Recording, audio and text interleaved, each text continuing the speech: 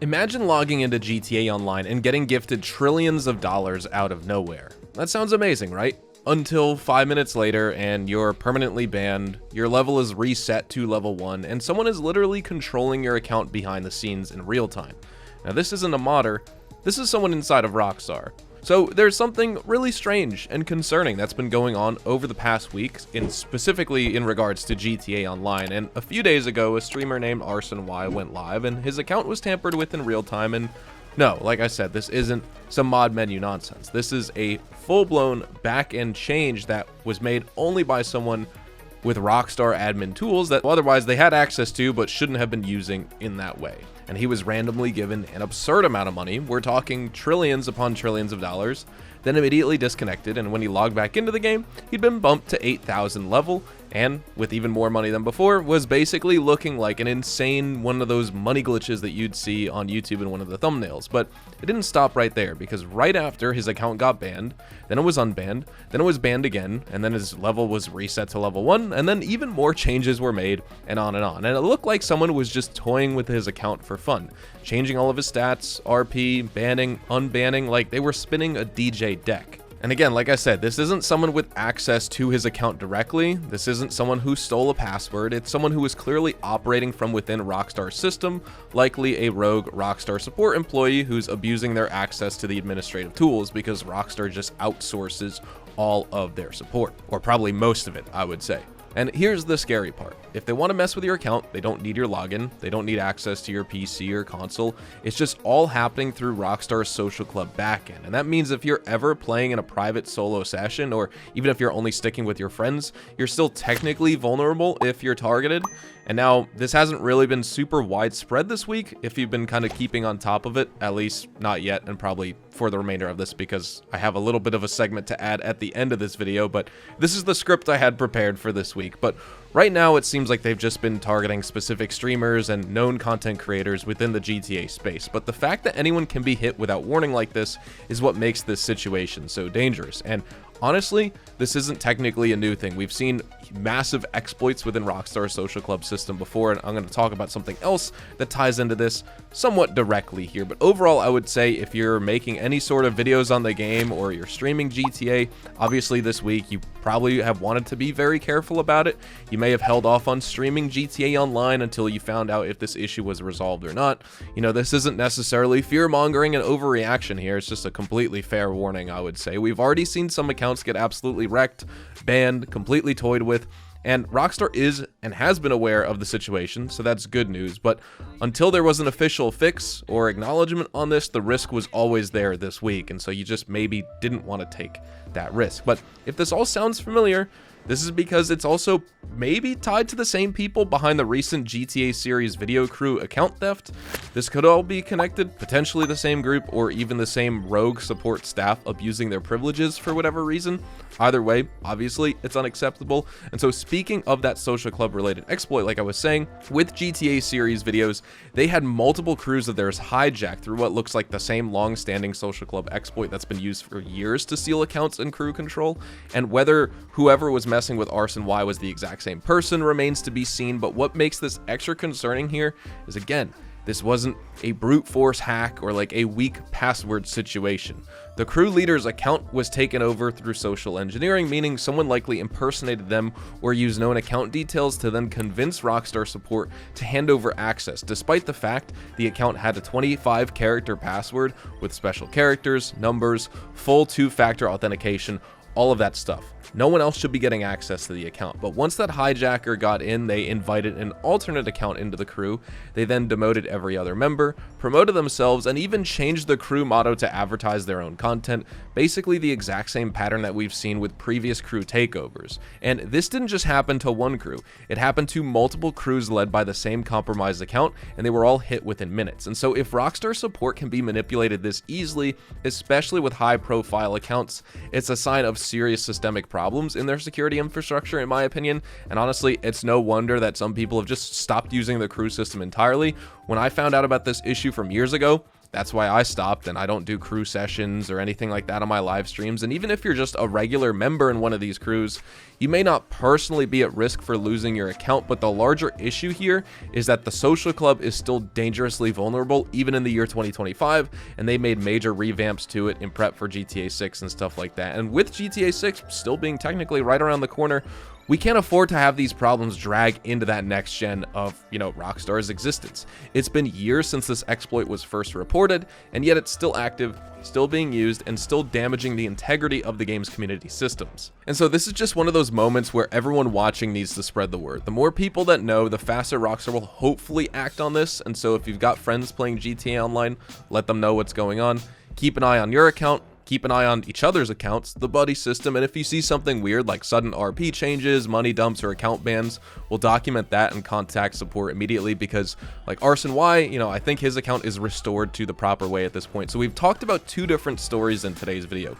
The crazy rogue Rockstar support agent who's able to just modify everything on the back end just because of the fact they have those admin tools, and obviously that will eventually be rectified because the paper trail is there of all the changes that have been made and stuff. But the fact that that can happen just by someone working in the support system and doing this type of stuff, I mean, you don't hear this at many other companies where there's like rogue support agents, stealing people's credit cards for the subscription service they're tied up to, or paid up to, or signed up to, anything like that, right? But in the case of Rockstar support, they're able to completely ruin player accounts. And what if, the clip they recorded of it doesn't go viral and get the attention it deserves?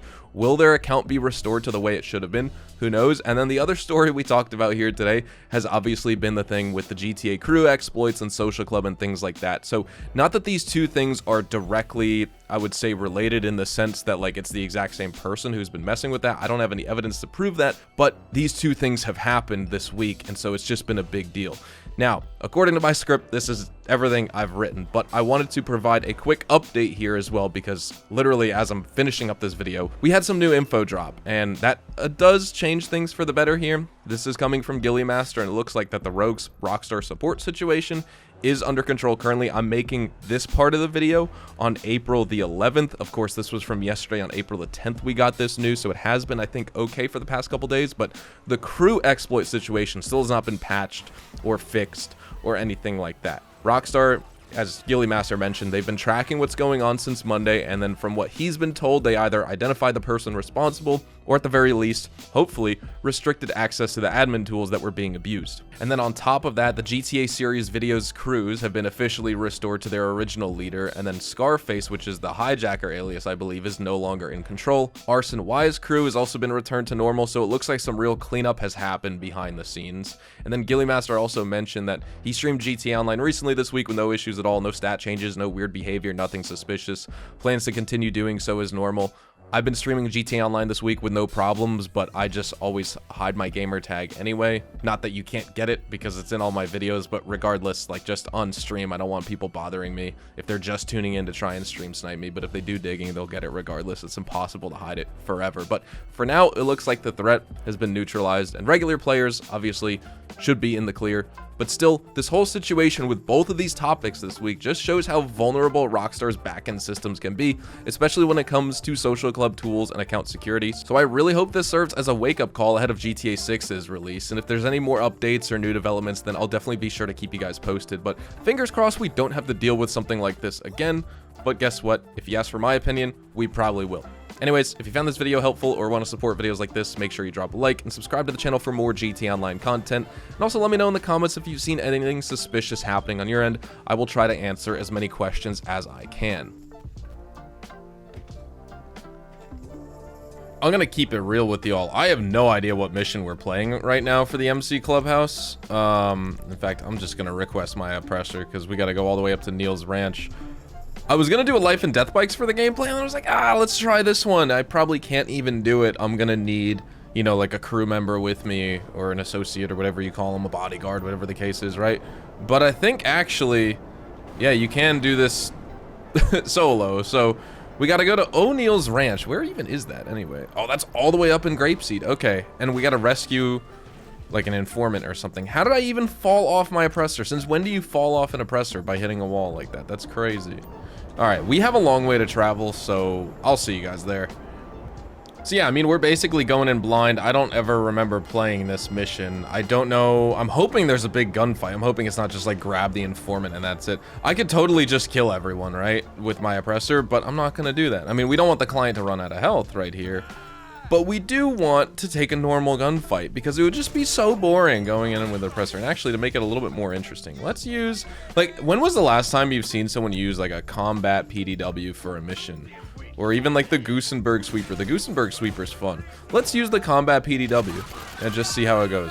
Low-key, there's so many weapons in this game that people don't use, and like, for PvP situations, obviously they're gonna suck, you don't want to use them, and this game is just headshots anyway, but if you're gonna be shooting for like upper body and chest anyway, it would be fun to use weapons like this, and that's what I always recommend in my live streams and stuff like that. Like, obviously I have a 15 best weapons video, you know, just like the loadout you want to rock in GTA, right? But there are so many guns that you would probably be missing out on if you only use those. And one of them, oh, please don't kill me. Okay, sweet. I was hoping that we wouldn't die right there. It would be very unfortunate. But yeah, there's so many weapons that you would otherwise be missing out on. And like in some of these gameplays and stuff like that, I want to use those weapons. Oh my god, I just flagged the crap out of this guy.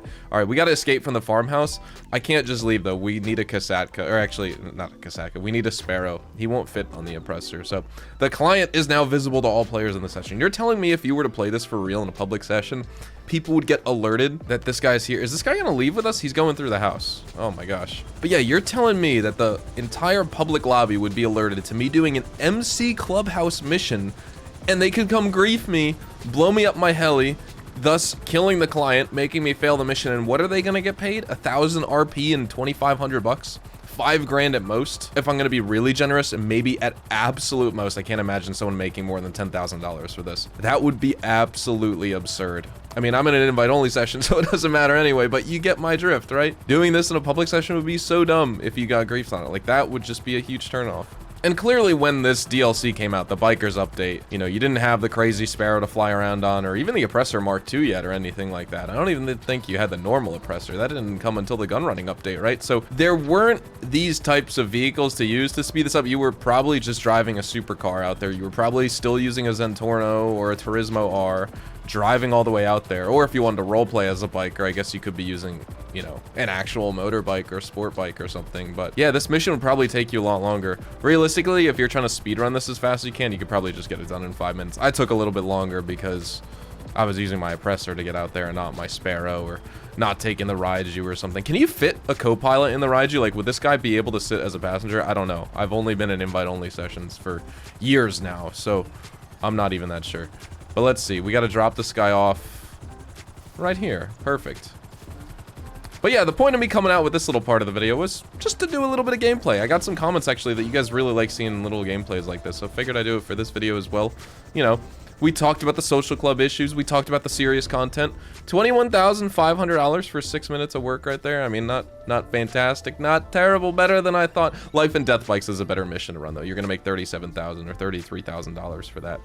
But yeah, I just wanted to dress as my garbage man refuse collector's outfit with the ski goggles and the Shrewsbury hat, and just do some MC missions. I was gonna do the Life and Death Bikes like I was talking about, but we did this instead. Anyways, thank you guys so much for watching. Hopefully you guys all have a fantastic day. Drop a like if you guys enjoyed it. Make sure to subscribe to the channel if you guys are new. Check me out over on Twitch, Twitter, and Instagram, specifically twitch.tv/hazardoushdtv for consistent GTA Online live streams. And don't forget about the YouTube shorts and TikToks that I post mostly daily, but sometimes double daily. I'd say several days of the week you will see at least 2 shorts from me, but at the very minimum I do 1 short as well. I daily upload with the long form, and I also do a YouTube short and a TikTok, so tons of original content. Anyways, have a fantastic day. I'll see you guys in the next one.